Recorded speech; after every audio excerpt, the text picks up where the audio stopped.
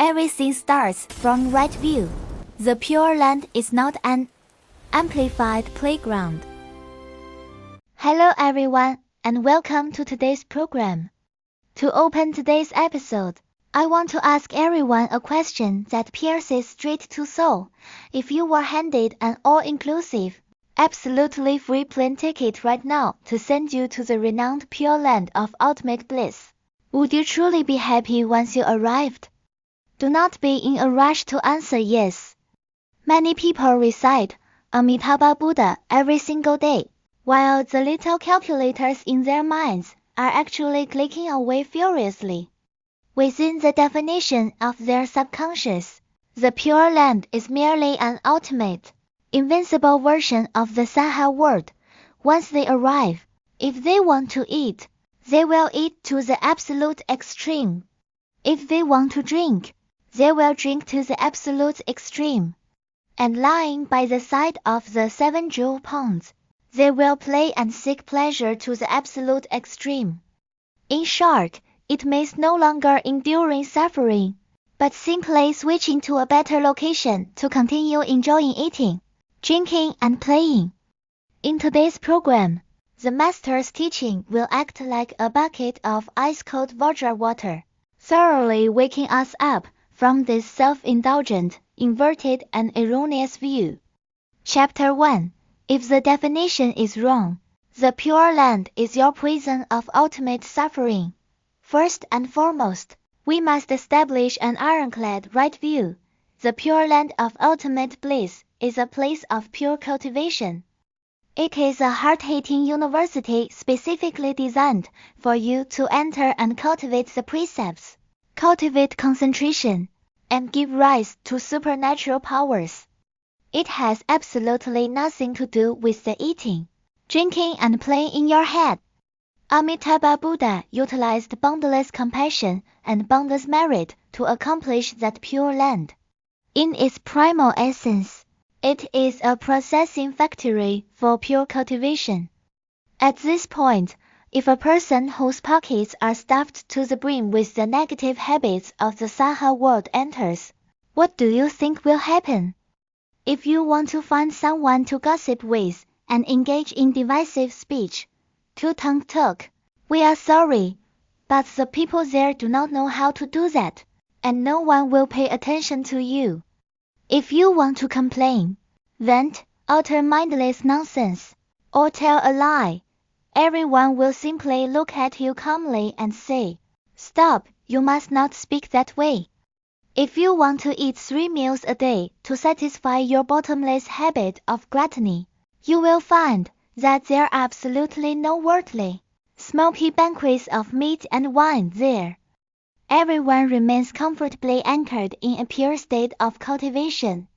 To a person who, in the very core of their being, defines eating, drinking, playing, and indulging habits as happiness, this place is not called the Pure Land of ultimate bliss. It is called a world of ultimate suffering. You would be driven half dead with rage every single day, feeling that everyone is pleasing you. You would be bored, lonely, unable to find your own kind, and friendless. Even keeping your mouth shut would turn into a form of torture. Therefore, why must many people who arrive with their bodies covered in deeply ingrained habits first be sealed within a lotus flower? Because if they do not lock you away, the moment you step out, that malicious frequency of eating, drinking, playing, and blind fabrication would instantly pollute the pristine, dustless Pure Land into our garbage-strewn Saha world of 5 turbidities. Being sealed inside a lotus is not a vacation. It is a heart-hitting quarantine and formatting process. You will be enclosed continuously until your karmic habits and afflictions are entirely gone and you are capable of compliance. Only then will you be released. If your objective remains focused on eating, drinking, and playing from start to finish, then the Saha world, this world of 5 turbidities, is exactly where you belong. because the people in this place dedicate themselves daily to researching how to eat, drink, and play. Your frequencies are perfectly symmetrical. It is simply that you do not realize that the eating, drinking, and playing you clutch onto relentlessly are, in their underlying essence, a perpetual state of suffering. Chapter 2. The worldly delights you imagine are merely definitions born of conditioning. Many people wonder, why is it that we can simultaneously endure suffering while resolutely believing that eating, drinking, and playing constitute genuine joy? The Master exposes a profound reality. All things under heaven are simply what they are. Originally, there is no absolute good or bad. Every single instance of your liking or loathing stems entirely from the definitions conditioned into you by this world. Once conditioning matures into a habit, you reach a state where, if you do not eat, it will not do.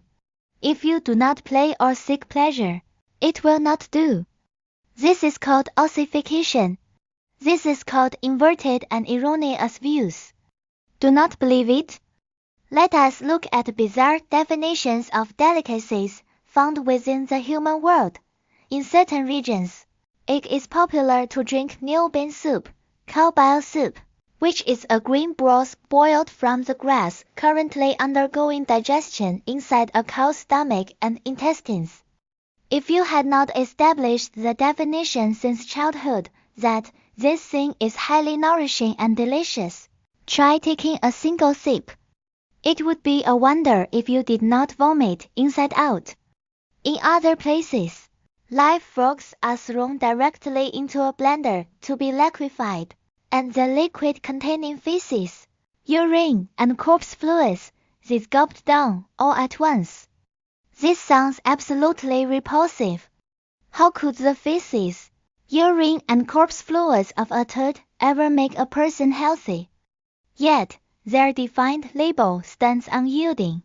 High protein, highly nourishing. There are also rotten fish that have been stored for a year until they are completely withered and decayed.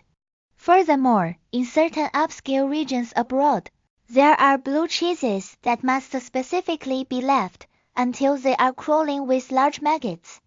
Those maggots eat the cheese and excrete a runny fluid of feces and urine.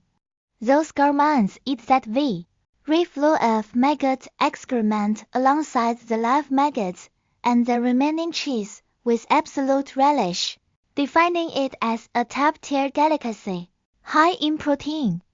Cows and sheep have never eaten such repulsive things, and elephants eat only grass. Have they ever lacked high protein to the point of death? Do they fail to grow immensely robust? Therefore, what high protein, what worldly delights, all of it is called definitions born of conditioning. In its underlying essence, it is nothing but erroneous views. A person who has not been conditioned by this specific program simply cannot swallow it. Yet, once you are formatted by an erroneous view, you reach a state where you cannot do without eating it. You remain mindfully attached to it, pursuing it tirelessly and without pause. Chapter 3. How do we truly hear the holy name of the Buddha? Having understood this principle, let us turn back to look at the absolute core lesson of cultivation within this wonderful Dharma, paying reverence to and relying upon our fundamental teacher, Sakyamuni Buddha. If we translate Sakyamuni Buddha according to its profound meaning, the Ngren of the Sakya clan represents his ability to freely and smoothly manifest his absolute compassion, which means that upon witnessing suffering sentient beings, he possesses the absolute capacity to dissolve their distress and bestow ultimate peace and joy. Meanwhile, Muni represents the wish-fulfilling pearl, and one Buddha represents absolute wisdom. Combined together, it means he can pervade all places and, within the areas of deepest suffering, Utilize absolute wisdom and compassion to dissolve all pain freely and smoothly. The ancient scriptures state that sentient beings who truly hear and perceive the holy name of Sakyamuni Buddha will never retrogress from supreme enlightenment. Hearing this, a bodhisattva became puzzled. There are clearly many people who have heard the name of Sakyamuni Buddha. Have they truly all become non-retrogressive?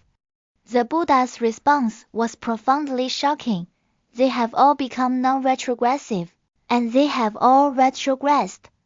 This is because the absolute majority of people have never truly heard the holy name of the Buddha. What constitutes genuine hearing? For someone who loves to eat watermelon, the position that watermelon occupies within your heart is exceptionally important. Especially on a scorching summer day when you are parched with thirst, does your mind not instantly manifest the sweetness of the watermelon, its refreshing quality, and its capacity to quench your thirst? Your understanding of the goodness of watermelon is completely clear and entirely free of doubt. Yet, how do ordinary people treat the holy name of the Buddha? How his loving kindness, compassion, sympathetic joy, and equanimity operate? What his all-knowledge and his blessings, merits and capacities can bring to you, you are completely unclear about and unacquainted with. Your yearning for the Buddha cannot compare in the slightest to your yearning for watermelon or for eating, drinking, and playing. The moment you turn around, your mind immediately runs back to thoughts of worldly pleasures. This proves that the Buddha does not exist within your heart. This cannot be called hearing. Genuine hearing occurs when you thoroughly and penetratingly recognize how excellent the Buddha is. He forms the sole reliance within your heart, becoming utterly irreplaceable. This alone is true hearing. Sentient beings naturally gravitate toward benefit. Once you undergo thorough conditioning and clarify with 100% certainty how immense a benefit the Buddha and the Buddha Dharma can bring to you, that it can truly lead you to thoroughly leave suffering behind, obtain joy, and achieve great autonomy, you will naturally become mindfully attached to the Buddha's name, pursuing it tirelessly, just as you once pursued eating, drinking, and playing. Conclusion: everything starts from right view. You wish to ruin a person, you need only condition them generation after generation with erroneous and skewed views. Conversely, if you want a person to attain goodness and achieve liberation generation after generation, you must condition them from childhood using right view. Establishing right view is the very first step of the Buddha Dharma. Whether towards the Buddha, towards the world, towards the Pure Land, or towards this Sahel world of 5 turbidities, can you correctly know it, and can you correctly perceive it? If right view cannot be established, all of it is called inverted, erroneous views. Carrying a faulty definition means that even if you exhaust your mental faculties to reach the peaceful Pure Land, you will still remain unpeaceful. When a great compassionate bodhisattva cultivates compassion, he must rely upon the 16 matters to tackle the issue from the level of view, precisely to dismantle the deeply entrenched, erroneous perceptions of sentient beings one by one. Everything starts from right view. Know correctly and perceive correctly. Only then can you possess a correct procedure, and ultimately secure a correct result. Thank you for listening, and our deepest gratitude to the Buddha's Path Association of Australia for sharing this wonderful Dharma. May all sentient beings thoroughly format all programs of erroneous views and establish a pristine program of the Buddha's knowledge and Buddha's view. May we solidify it, extending it generation after generation, so that from the moment of birth, we naturally carry right view. Furthermore, may we possess the capacity to dismantle the various faulty perceptions of sentient beings, helping them establish a correct understanding. See you next time.